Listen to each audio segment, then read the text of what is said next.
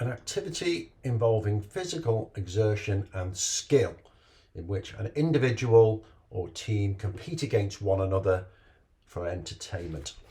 That's the dictionary definition of sport. It's very literal, and of course it's incomplete. Even if you have no interest in sport in the traditional sense, being active brings benefits far greater than the confines of the single word. It's something Sport England believes in very deeply, and it's the ethos behind uniting the movement. Now, speaking for myself, like most who performed on an international stage, didn't start out as sport for me. It started out as play, racing mates in the road or on foot or by bike.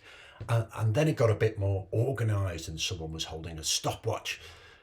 But as a teenager, the surrounding social life that it brought me was just as important. Yes, it was a way for a young man who was bullied a bit at school to gain some self-esteem and some self-confidence, but it was also a sense of belonging and a way to meet girls as well, if I'm honest.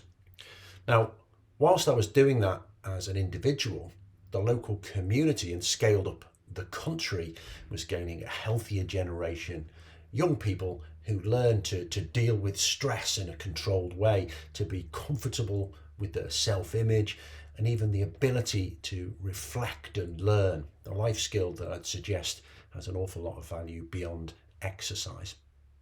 So sport was and is the glue that holds all of that society enriching stuff together.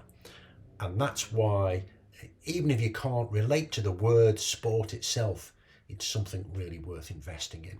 Now, my sport also has the unique potential to change a nation in more ways still by giving all of us, whether 8 to 80 or either side of that, the means to leave the car at home, a choice to not have to drive.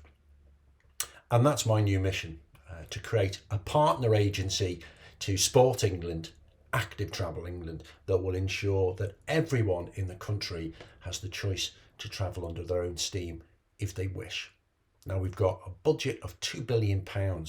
We have national standards that local authorities now have to build to access that funding. And excitingly, we're going to be a statutory, always struggle with that word, statutory consultee for all major developments, meaning activity will have to be built back into our environment going forward rather than being designed out.